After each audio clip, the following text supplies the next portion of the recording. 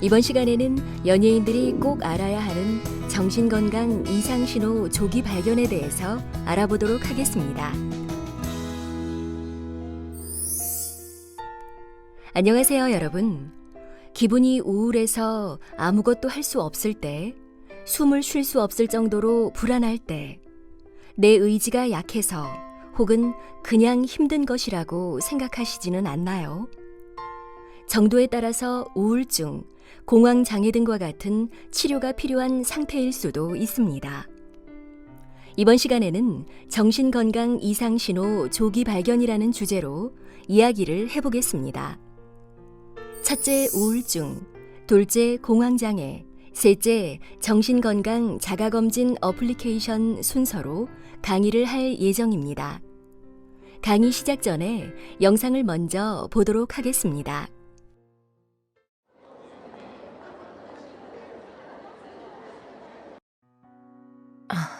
기사가 많이 나왔을까? 언제적 유세별이냐? 이제 나오면 걸그룹한테 완전 밀리겠네. 노래도 안 되면서 CF나 찍지. 돈이 떨어졌나?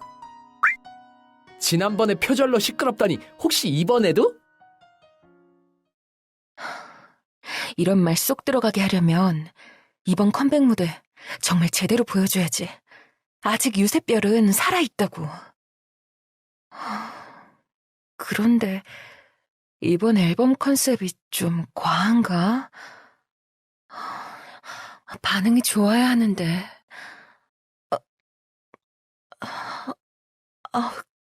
그런데 왜 이렇게 울렁거리지? 유세별 씨, 다음 무대예요. 스탠바이 해주세요. 네. 계속 속이 울렁거리네.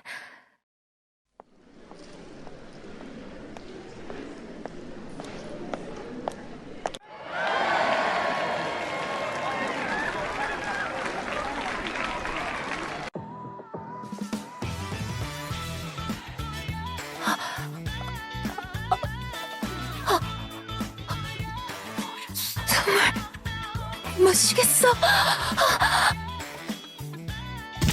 괜찮아요? 유세별 씨! 유세별 씨! 이게 무슨 일이야? 정신 차려! 119 좀 불러주세요!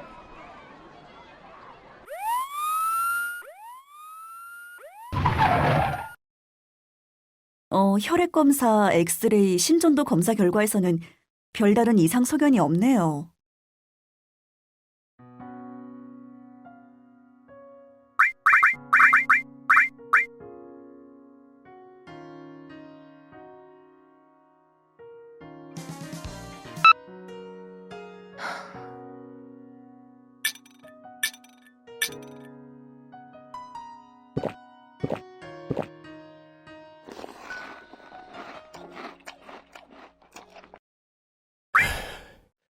급하게 필요해서 그런데 4천만 원만 부탁할게. 누나, 이번 사업 아이템은 정말 믿을만해.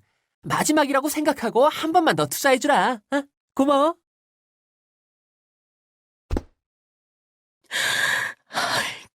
진짜. 숨 좀 쉬자. 숨 좀.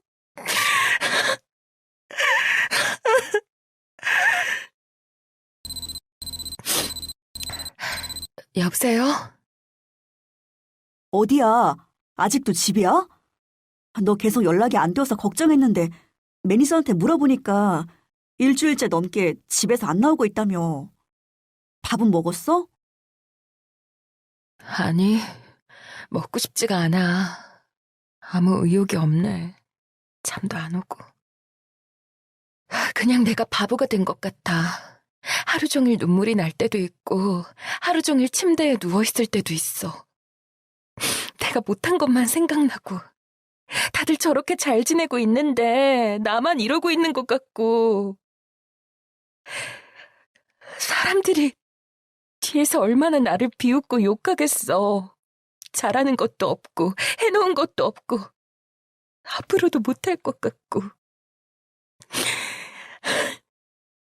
가족들은 나만 바라보는데 내 전성기는 끝난 것 같아. 그동안 너무 지쳤어. 이제 그만 다 내려두고 싶어.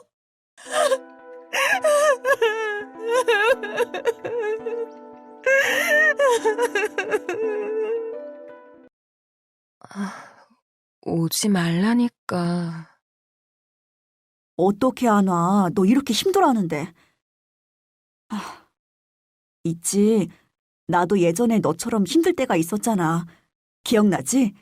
마냥 우울하고 드라마도 재미없고 쇼핑도 재미없고 의욕도 없어서 거의 산송장처럼 지냈었는데 언니가 추천해줘서 정신건강의학과에 갔었어. 우울증이라고 하더라고. 처음에는 병원까지 가야 하나 그랬었는데 그게 뭐 큰일은 아니더라. 도움을 많이 받았어. 약 먹고 상담도 잘 받았더니 나아졌어. 너 이거 그냥 지나간다고 좋아질 게 아니야. 도움을 받아야 해.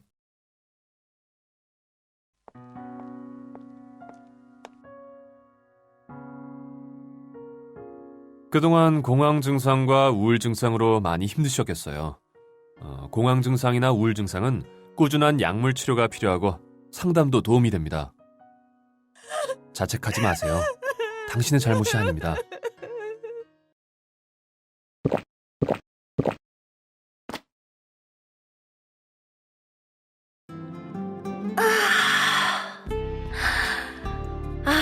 간만에 푹 잤더니 살 것 같네.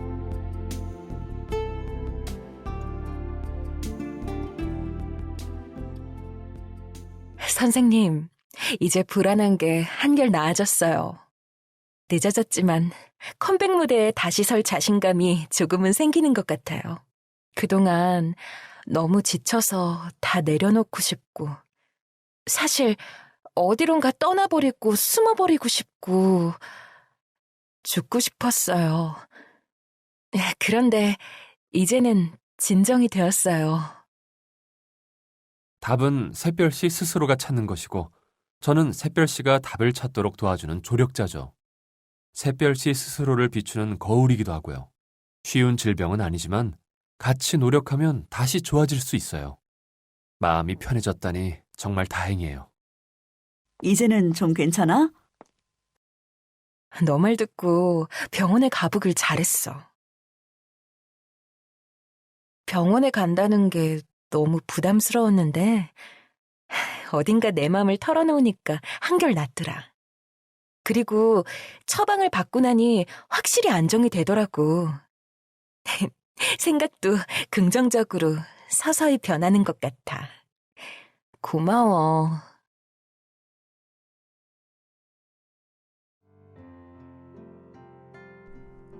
노력한 만큼 결과가 나오지 않을까봐 마음이 무너지나요? 나에 대한 안 좋은 평가들로 인해 우울하고 밤에 잠을 못 이루나요? 숨을 쉬기 힘들 만큼 답답하고 쓰러질 것 같이 힘들 때가 있나요? 내 마음이 지금 어떤 상태인지 찬찬히 살펴보면 알 수 있습니다. 만약 당신이 우울증이라면 거의 하루 종일 우울하다거나 매사에 흥미가 저하되는 것을 느낄 수 있습니다. 쉽게 피로를 느끼거나 에너지가 없어서 침대에서 나오지 못할 수도 있죠. 기분만 우울해지는 것은 아닙니다.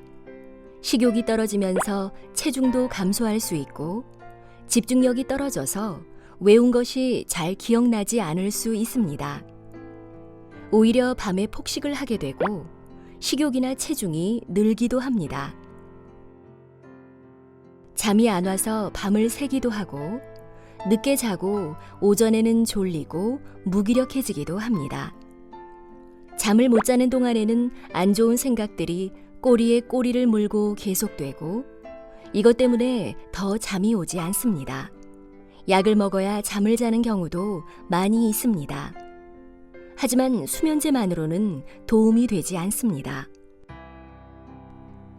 그 외에도 정신이 초조하거나 지체되기도 하고 삶에 대한 무가치감이나 부적절한 죄책감 및 사고력, 기억력, 집중력 감소 또는 우유부단함을 경험하기도 합니다. 앞날이 캄캄하고 어둡게 느껴지고 도무지 헤쳐나갈 수 없을 것 같은 막막한 생각에 빠지게 됩니다.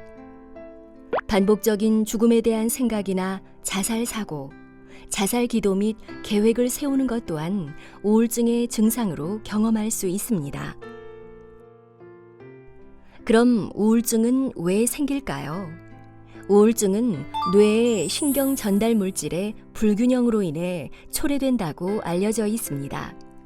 사랑하는 사람의 죽음, 이별, 외로움, 실직, 경제적인 문제와 같은 스트레스가 우울증을 유발하거나 악화시킬 수 있고, 갑상선 질환 같은 내분비계 질환, 암, 뇌졸중 등 다양한 질환과 또한 약물이 우울증을 유발할 수도 있습니다.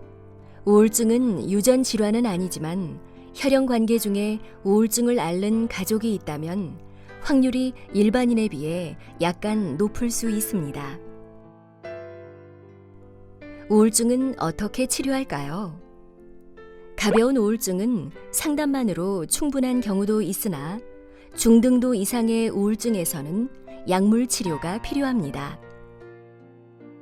약물 치료를 통해서 뇌신경 전달 물질을 조절하여 우울증의 원인을 치료하게 되지만 무엇보다도 정신건강의학과 전문의와의 상담을 통해 자신의 문제를 정확히 파악하는 것이 치료에 필수적입니다. 약물을 복용하면 대개 1, 2주 후 효과가 나타나며 8주에 70에서 80%는 증상이 소실됩니다. 그러나 우울증은 재발이 잦기 때문에 우울감이 다소 호전이 된 이후에도 4에서 6개월 이상 유지요법을 시행합니다. 약물 치료도 중요하지만 지지정신치료, 정신분석, 인지행동치료, 대인관계 치료 등 다양한 정신과적 상담 치료는 꼭 함께 이루어져야 합니다. 이러한 상담 치료는 우울증의 특징인 부정적 사고를 감소시키고 스트레스에 대처하는 능력을 향상시켜 이후 우울증의 재발을 예방하는 효과도 있습니다. 약물을 복용하며 상담 치료를 병행하는 것이 우울증의 치료 및 재발 방지에 가장 효과적으로 알려져 있습니다. 내 증상은 공황장애일까요? 공황장애는 불안장애의 하나로 갑작스럽게 발생하는 불안 발작과 여러 신체 증상, 그리고 이와 동반되는 죽을 것 같은 두려움을 특징으로 합니다. 공황 발작은 가슴 두근거림, 식은땀, 몸이 떨림, 숨쉬기 곤란함, 흉통, 감각이 둔하거나 따끔거리는 느낌 등 다양한 신체 또는 감각의 변화뿐 아니라 비현실감, 내가 아닌 듯한 느낌, 통제감을 잃고 미칠 것 같거나 죽을 것 같은 공포 등의 인지적인 증상도 포함이 됩니다. 살면서 한 번쯤 공황 발작을 경험하는 사람은 매우 많지만 이 공황 발작이 반복적으로 나타나고 언제 나타날지 모른다는 예기 불안이 동반되며 관련된 장소를 회피하는 등의 행동 변화가 나타난다면 공황장애로 생각해 볼 수 있습니다. 공황장애는 신경 전달 물질의 불균형과 뇌의 감정을 조절하는 영역의 과활성화로 인해 발생하는 것으로 설명할 수 있습니다. 그 외에도 심리사회적 요인, 유전적 요인이 같이 작용을 하고 있지요. 공황장애의 치료를 위해 약물의 도움을 받을 수 있습니다. 우울증이 동반되어 있는 경우도 많아 이럴 경우 동반된 우울증도 함께 치료하는 것이 중요합니다. 급성기에도 6개월 이상 치료가 필요하며 만성적이고 재발이 잦은 특징이 있어 대개 12에서 24개월의 유지 치료가 권장됩니다. 인지행동치료 역시 효과가 입증된 치료법이며 약물 치료에 병행되어야 합니다. 상담 치료를 통해 공황 증상에 대한 오해를 교정하고 왜곡된 사고를 발견하여 교정하며 공황 발작을 경험한 내담자가 두려워하는 특정 상황에 노출시켜 인지 오류를 교정하고 불안 반응을 줄여줄 수 있습니다. 정신건강 자가진단으로 입력하여 안드로이드, iOS 어플을 다운받아 우울증, 공황장애 및 정신질환에 대해 자가검진을 할 수 있습니다. 전반적인 평가로 1차 검진이 있으며 그 결과에 따라 2차 검진으로 안내됩니다. 또한 특정 질환을 스스로 검진하기 원한다면 2차 검진을 바로 선택할 수 있습니다. 1차 검진의 경우 정신건강 전반에 대한 14개의 선별 질문이 포함되어 있습니다. 각 질문에서 증상의 심각도를 5단계 중에 선택하도록 되어 있습니다. 14개의 질문 결과를 합산하며 자가검진 결과는 정상, 주의, 질환 의심으로 나누어 표시됩니다. 예시로 불안 관련 항목에 경미로 체크하면 자가검진 결과 주의로 나오게 되고, 이런 경우는 주기적인 자가검진을 해보도록 권고합니다. 1차 검진 결과가 질환 의심인 경우에는 자세한 평가를 위해 2차 검진을 해보도록 안내를 하고, 2차 검진 결과에 따라 진료의 필요 여부를 안내해 줍니다. 2차 검진까지 하게 되는 경우는 증상의 심각도 중 3단계인 경도 이상인 경우이므로 정신건강의학과 전문의의 진료를 보는 것이 정신질환의 조기 진단 및 치료에 도움이 될 수 있습니다. 내 마음을 수시로 살펴보고 평소와 달라졌다면 자가검진을 해보세요. 그리고 전문가의 도움을 받으세요. 건강한 마음과 건강한 삶은 멀리 있지 않습니다. 자살 예방 10가지 자가 수칙입니다.